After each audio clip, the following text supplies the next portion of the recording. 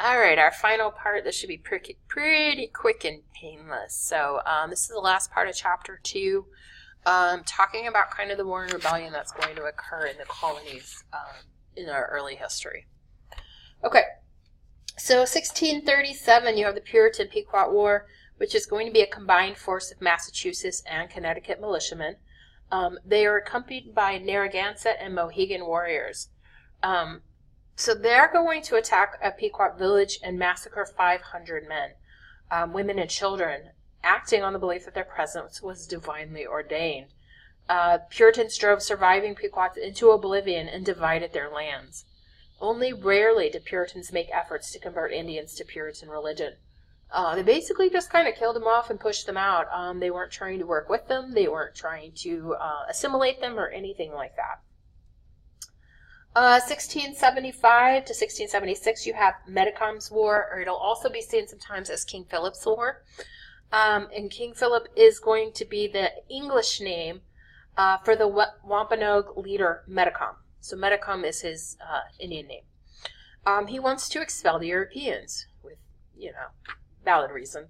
So he forges an alliance with the Narragansett, who has previously helped the Puritans but it's been 40 years now, so and the Nipmucks to attack settlements in New England. They destroyed 1/5 of the English towns in Massachusetts and Rhode Island, and nearly 5% of the adult population was killed in New England. Approximately 4,500 Indians die, and more are going to be displaced from their land.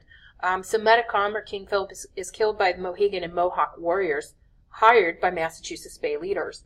So it's pretty easy if you had some native offense to find some people that are some natives to help you out, because they warred a lot within their tribes too. So it's not like it was Europeans against natives all the time. It's natives against natives, it's European natives against natives, and Europeans and natives against Europeans and natives. So a lot of that is going to vary. So you have to be aware of that. Okay.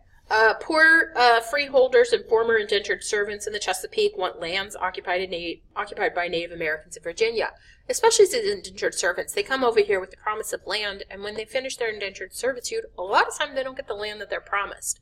And so where are they going to get land from? Well, they're not going to go back to England and get it.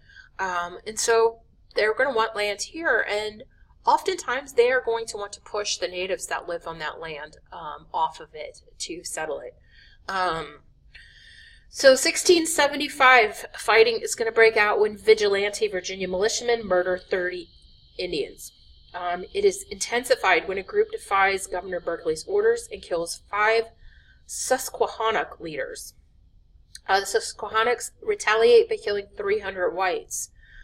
Settlers dismissed Berkeley's proposed defense strategy as a plot to impose high taxes on the poor.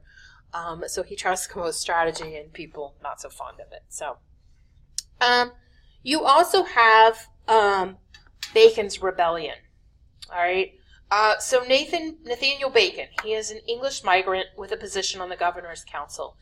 He is going to emerge as a leader of these Virginia rebels. All right. He disagrees with Berkeley on frontier policy, and he demands a military commission. But he has denied it. So he's upset by a lot of things, all right? So he is going to organize a militia to attack the Indians on the frontier. There's going to be a political struggle between Bacon and the governor. Bacon has issued a manifesto and a declaration of the people in Virginia. Manifesto and calling for the death or removal of Indians, and an end to a rule by wealthy parasites in Virginia. So, definitely the governor, not so fond of. So he wants to kill the Indians. He wants to get rid of the rule in Virginia at the time. He's a very angry man. So Bacon's army is going to burn Jamestown. It's going to plunder the plantations of the wealthy. He dies suddenly in October of 1676, so during all this rebellion, of dysentery. So 23 of his followers were hanged. So he didn't pay for his part in this technically, because he dies of disease. Wealthy leaders in Virginia realized that they had to appease the poor and the landless. So they actually do cut taxes. They expel Indians from the frontier. They increase the importation of slaves and decrease the use of indentured servants. Part of it is because it's a lot harder to get an indentured servant by 1700 or by the late 1600s because conditions in England are much better by then. And so you do not have as many people willing to basically sell their life to get over here to the New World in England. In 1705, the House of Burgesses is going to legalize chattel slavery. So this is going to be the first legislation put into place for slavery.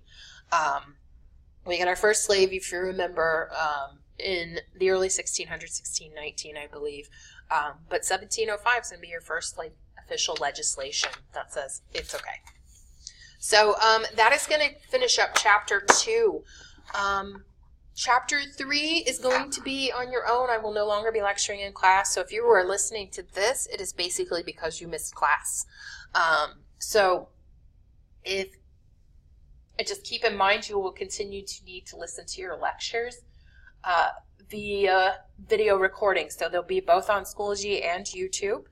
If you have any questions, please make sure you let me know. And we will start outlining Chapter 3 pretty soon here. So have a great day.